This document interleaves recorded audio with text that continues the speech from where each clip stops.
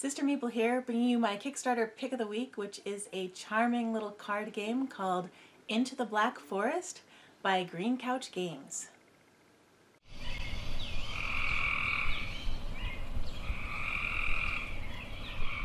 Into the Black Forest is a card game about the mysteries of Germany's Black Forest and the animals you might find there. Each player has an identical deck of animals and they must outthink their opponents to end up with the most points in the end. One thing that attracted me to this game in the beginning was the art. Look at those animals. Love it. Look also at the details. They recently made some changes to make the cards more accessible to those with color blindness. You can see in the upper right hand corner, these icons represent the different players. The small icons under the numbers are the suits, and of course the numbers themselves are also important.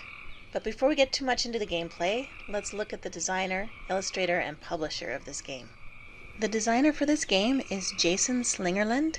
He's probably best known for Unreal Estate, another light and fun card game with gorgeous illustrations. The illustrator is Daryl T. Jones. He also had a recent Kickstarter called Dauber's Quest for the Key, and he designed that game as well as illustrated it. The publisher is Green Couch Games. You may know them from The Best Treehouse Ever, Rocky Road a la Mode, or Fidelitas. Into the Black Forest launched on September 12th. It funded in 5 days, and it ends on Sunday, September 30th at 10 p.m. Eastern Daylight Time. Here's the Kicktrack graph. As you can see, funding has progressed steadily from the beginning of the campaign. It hasn't plateaued in the middle, as a lot of other campaigns do. Into the Black Forest plays in 30 to 45 minutes. It's geared at ages 8 and up. It will support 2 to 4 players, and it's a family or a casual game. The primary mechanisms of the game are hand management and area influence, where you place cards down in specific areas in order to maximize your points. You can see here a diagram of how the gameplay area might look after an encounter.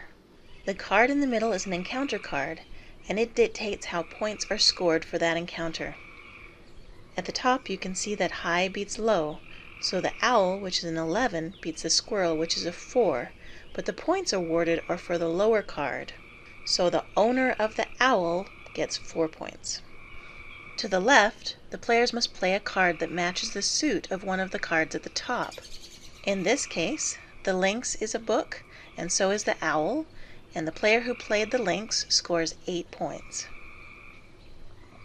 At the bottom, the low card beats the high card, so the player who played the frog wins this one. They get points equal to the value of the high card, or 7 points in this case. In the area to the right, the reward is going to vary by encounter. In this case, the low squirrel wins.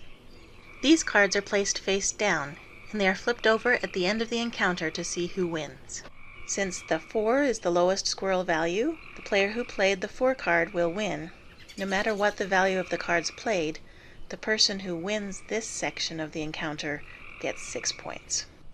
I find the gameplay fascinating. What cards does your opponent still have?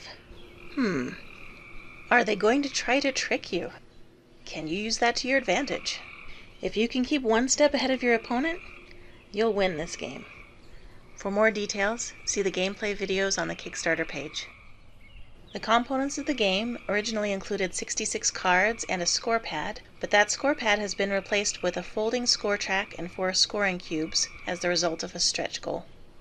There are 4 pledge tiers. The basic pledge tier is $19 for 1 copy of the game. The basic plus pledge tier is $30 for 2 copies of the game, so you save $8 if you buy 2 of them. The deluxe pledge tier is $35 for 1 copy of the game and 1 playmat. The playmats have that great art on them, and the nice thing is when you put your cards on the playmat, you're not going to be covering up that great art. The Deluxe Plus pledge tier is $65 for 2 games and 2 playmats, and you save $5 there. The first stretch goal, as I mentioned, was replacing the score pad with the score track and scoring cubes. At $12,000, the starting player will get a pig token. It's a Black Forest ham. I really appreciate little bits of humor like that. The $15,000 stretch goal is for upgraded scoring markers. I think the red one kind of looks like the Little Red Riding Hood. The only Kickstarter exclusive is that awesome playmat. It won't be offered at retail. It may be offered at conventions and the like. Shipping is free to the United States of America. It's $5 to $8 to Canada, $9 to $15 to everywhere else. It is EU friendly, and also there won't be any value-added tax. Green Couch Games estimates that they will deliver this game in May of 2019. They don't have any fulfillment company, but I don't see any reason they can't make that time goal. So I predict they will deliver in May of 2019 on time.